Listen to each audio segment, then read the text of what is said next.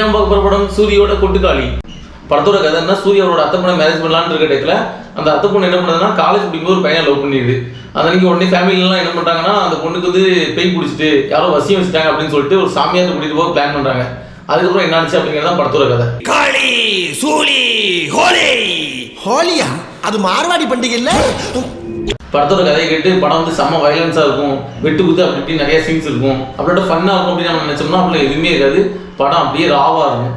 எப்படின்னா இப்போ பையன் வந்து ஒரு ஆட்டோல ஏறப்போம்னா நம்ம என்ன நினைப்போம், பையன் வரான் ஆட்டோல ஏறுவான் அப்படின்னு தானே சீன் பார்த்துருப்போம். ஆனால் இந்த படத்தில் அப்படி கிடையாது. பையன் வருவான், போய் சட்டையெல்லாம் மாட்டுவான், மாட்டிட்டு வெளியில வந்து செப்பலை போடுவான், அதுக்கப்புறம் மெதுவாக நடந்துவான், அந்த ஃபுட் ஸ்டெப்ஸ்லாம் காமிப்பாங்க. அதுக்கப்புறம் ஆட்டோவில் அவன் காலை வைக்கிறதுலேருந்து கையை பிடிச்சி அவன் உள்ளே உட்கார்றவரை அப்படியே ஸ்லோவாக காமிப்பானுங்க. டேய் மெல்ல மெல்ல என்ன செவருக்கு வலிக்கும். ஏமாத்தோடா பரதேசி பரதேசி. படத்தில் இவங்க அந்த பூசாரியை பார்க்க போவாங்களா, அப்போ வந்து ஒரு 4-5 டீம் சேர்ந்து ஒன்றா கிளம்பி போவாங்க. ஒரு ஆட்டோவில் ஒரு 5 பேர், அதுக்கப்புறம் 3 பைக்கில் அப்படின்னு சொல்லிட்டு மொத்தமாக கிளம்பி போவாங்க. இவங்க போகும்போது ஒரு குலசாமியை கூப்பிட்டுட்டு அதுக்கப்புறம் தான் அந்த பூசாரியை பார்க்க போகணும்னு சொல்லிட்டு கிளம்பி போயிட்டு இருப்பாங்க. அப்போது இவங்களுக்கு வந்து ஒரு சின்ன சின்ன தடங்கள்லாம் இருக்கும். அதெல்லாம் எப்படின்னா நம்ம வந்து காலையில் எழுந்திரிச்சு வேலைக்கு போயிட்டு வரும்போது என்னென்ன நடக்குமோ அதை அப்படியே தத்ரூபமாக காமிச்ச மாதிரி ஒரு ஃபீல் இருக்கும். என்ன டயர் பஞ்சர் ஆகி போச்சு,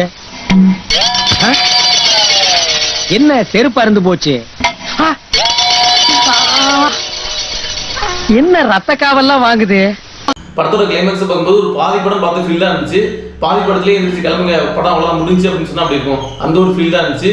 முடிவு உங்கள் வெயில்னு சொல்லிட்டு ஒரு டைட்டில் கார்டை போட்டு முடிச்சிட்டாங்க.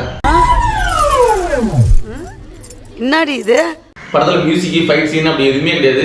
ஒரு நார்மல் ரொட்டீன் லைஃப் என்ன நடக்குமோ அதை அப்படியே பச்சையாக காட்டிப்பானுங்க. காலையிலேருந்து ஈவினிங் நம்ம என்ன நடக்கும் அப்படிங்கிறத ஒரு கிராமத்து லைஃப் அவங்களுக்கு அன்னைக்கு என்ன நடக்கு அப்படிங்கிறத ஒரு ரா கண்டென்ட்டாக காமிச்சிருப்பாங்க. இந்த கடைசி விவசாயி படம் பார்க்கும்போது ஒரு ஃபீல் இருந்துச்சு தெரியுமா, அந்த ஃபீல் தான் இருக்கும். ஆனால் கிளைமேக்ஸ் என்ன சொல்லி முடிச்சிட்டாங்க. ஓப்பனிங்லாம் நல்லா தான் இருக்கு, ஆனா உங்ககிட்ட பிடிச்சும் சரியில்லையாப்பா. இந்த படம் ரிலீஸ் ஆகிறதுக்கு முன்னாடி எக்கச்சக்கமா அவார்டு வின் பண்ணியிருக்கு அப்படின்னு சொல்றாங்க. ஆனால் இந்த படத்தை பார்க்கும்போது இந்த படத்துக்கு எதுக்கு இவ்வளோ அவார்டு கொடுத்தாங்க அப்படின்னு நமக்கு நினைக்க தோணுச்சு. நமக்கு தான் அந்த நாலேஜ் இல்லையா என்னன்னு தெரியல. ஆனால் படம் சாமி எங்களுக்கு கொஞ்சம் கம்மி தானே. மொத்தத்தில் படம் இருந்துச்சுன்னா நம்மளோட லைஃப்பை இன்னைக்கு ஒரு நாள் காலையிலேருந்து ஈவினிங் வரை வீடியோ ஷூட் பண்ணி அதை ஒரு 2 மணி நேரத்துக்கு கன்வெர்ட் பண்ணி கொடுத்தா அப்படி இருக்கும். அந்த ஃபீல்லாம் படம் பார்க்கும்போது நமக்கு இருந்துச்சு. நம்மளோட ரேட்டிங் 3 out of 5. இந்த ஃபயர் இந்த எனர்ஜி அப்படியே உள்ள வச்சுக்கோ.